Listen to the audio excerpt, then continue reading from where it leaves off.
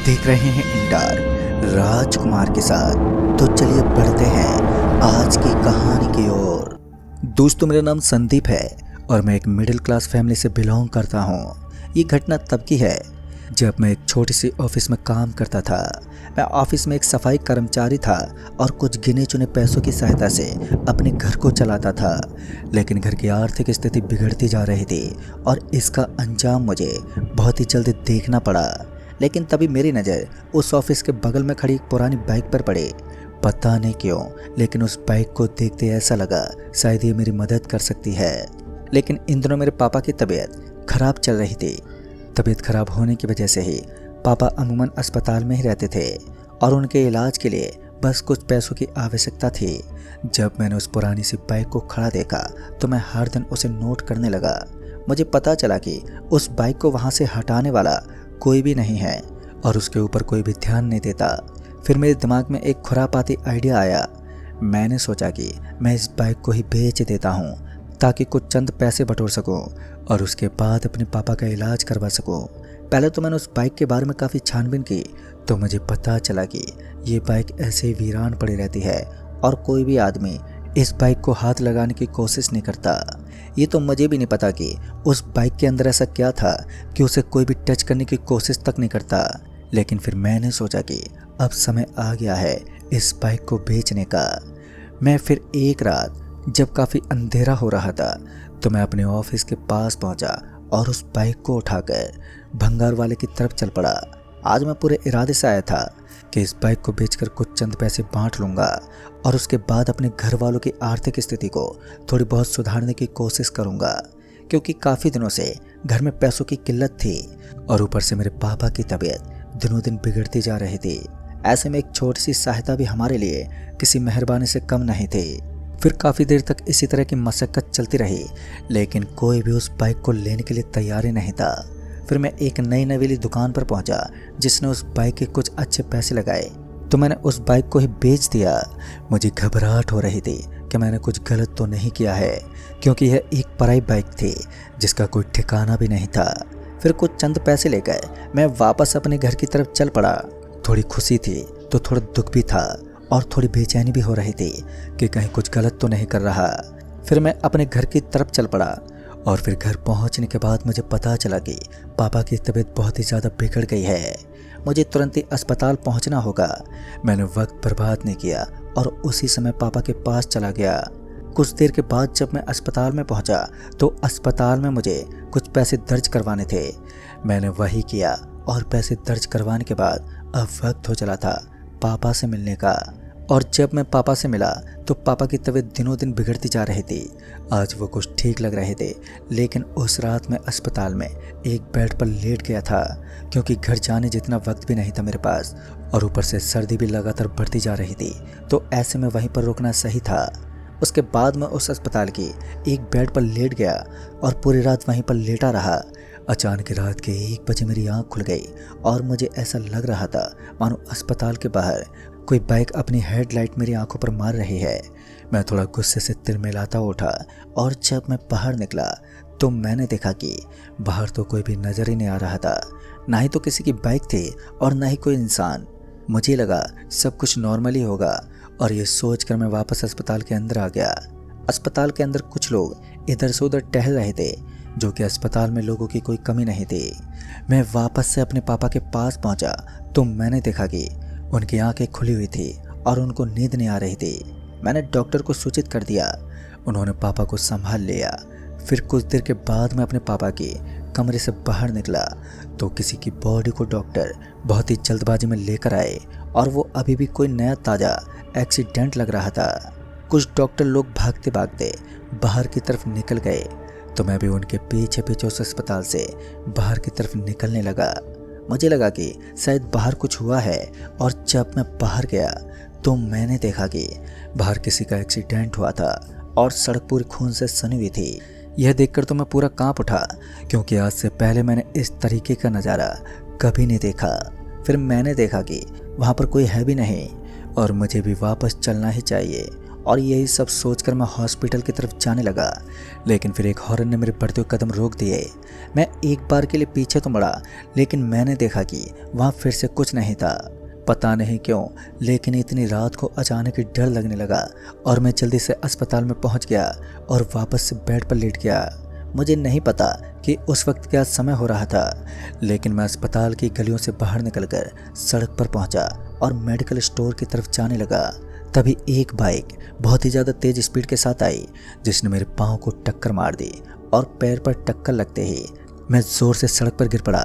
मैं इतनी ज़ोर से गिरा था कि एक पल के लिए तो मेरा पूरा बदन अंदर से हिल ही गया और सर से खून निकलने लगा।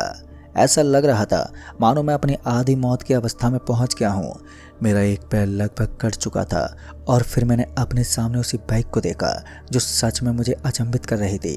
ये तो वही बाइक थी, पुरानी खंडर बाइक, जिसे मैं कुछ देर पहले ही भंगार वाले के पास बेच कर आया था।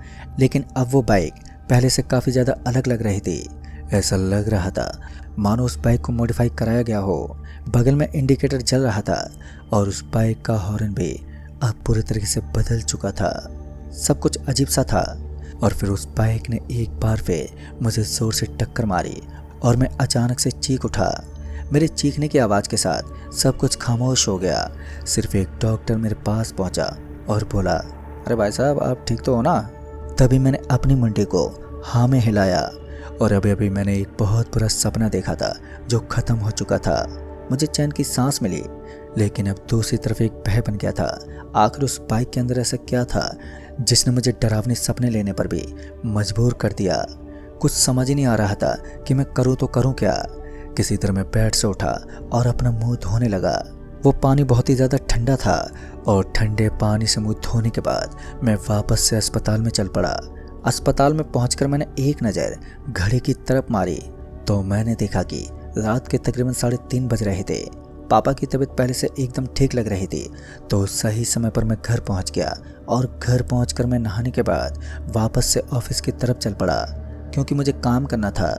जब मैं ऑफिस में पहुंचा तो लोगों के बीच उसी बाइक की चर्चा हो रही थी जो मैंने रात में बेच दी थी। कुछ लोगों ने कानों में बात करते हुए कहा कि उस बाइक को पुलिस ले गई, लेकिन मैं इस बात पर उन लोगों के बीच से बार बार काटने की कोशिश करता था कि उन्हें इस बात का पता न चल सके कि मैंने उस बाइक को अब बेच दिया है। वो दिन मेरी ज़िंदगी का आखिरी राहत का दिन था। मुझे क्या मालूम था कि आने वाला समय मेरी ज़िंदगी को पूरी तरह से तबाह कर देगा। उसके बाद कुछ ऐसा हुआ जिसके बारे में मैंने सपने में भी नहीं सोचा था। ऐसा भयानक हादसा जो मेरी ज़िंदगी को पूरी तरह से बदल सा गया। उस रात मैं सारा काम निपटाने के बाद अपने घर के लिए निकल रहा था। आज मेरे पास कोई साधन भी नहीं था और मैं बस से होते हुए यहाँ तक आया था। ऐसे में मैंने सोचा कि अब मुझे घर के लिए निकलना चाहिए। तकरीबन 7:30 बज रहे थे और ठंड का समय था। फिर मैं बस स्टॉप पर पहुँचा। उसके बाद जब मैं बस स्टॉप पर पहुँच गया तो बस को आने में अभी थोड़ा वक्त बचा हुआ था। मैं इधर उधर घूमने लगा। इसी बीच में थोड़ा सामान खरीदने में जुट गया और ये सामान खरीदने के चक्कर में मेरी बस निकल गई। बस के निकलते ही मुझे पता चला कि हमारे गांव जाने वाली ये आखिरी बस थी और अब 10 किलोमीटर मुझे पैदल ही जाना होगा। और अभी मैं पैदल चलने की फिराक में आगे बढ़ ही रहा था कि अचानक ही एक बाइक भी मेरे पीछे से मुझे आती नजर आई। तो मैंने भी उस बाइक के सामने अपना हाथ दिखाया। दूर होने की वजह से मैं उसे ठीक से तो देख नहीं पाया, लेकिन जैसे वो मेरे पास पहुंची तो मैंने देखा कि वो बाइक जिस पर कोई इंसान मौजूद ही नहीं था, वो अपने आप ही चल रहे थे। मेरी आंखें फटी की फटी रह गई, क्योंकि मैं जो देख रहा था क्या वो सच में एक वास्तविकता है। मुझे इस चीज़ पर विश्वास नहीं हो रहा था। जब मेरी नज़र उस बाइक की नंबर प्लेट पर गई तो सच में मेरे रोंगटे खड़े हो गए और मुझे अपनी मौत नज़र आने लगी, क्योंकि ये वही बाइक थी जिसको मैंने बेच दिया था और उसके पैसों से पापा का इलाज करवाया था। मेरी आंखों के सामने तेज हवा के झोंके के साथ वो पूरी तरह से बदल गई।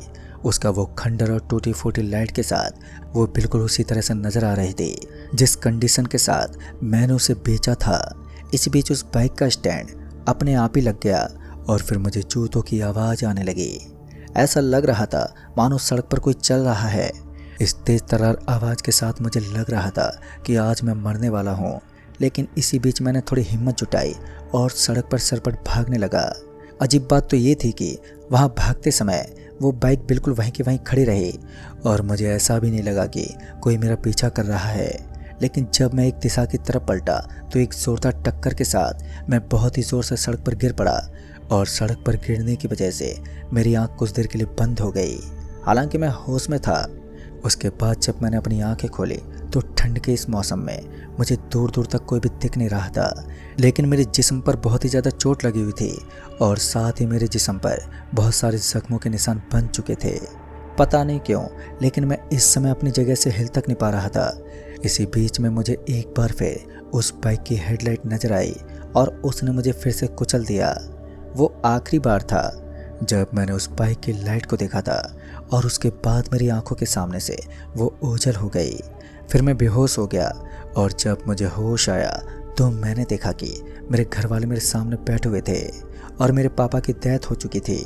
सबसे बड़ा सदमा मुझे इसी बात का था कि मेरे पापा इस दुनिया में नहीं हैं। कुछ लोगों ने बताया कि मेरे पापा का मरने का कारण एक एक्सीडेंट था। दरअसल थोड़ी बहुत तबीयत ठीक होने के बाद पापा सड़क पर टहल रहे थे कि एक बाइक ने उन्हें टक्कर मार दी और उस बाइक का कोई अता पता नहीं है। दरअसल उनके बदन पर किसी बाइक के टायर के निशान बने हुए थे, जो ये सब साबित करता है कि उनकी मौत किसी बाइक से हुई थी। फिर करीब 1.5 महीने के बाद मुझे होश आया था।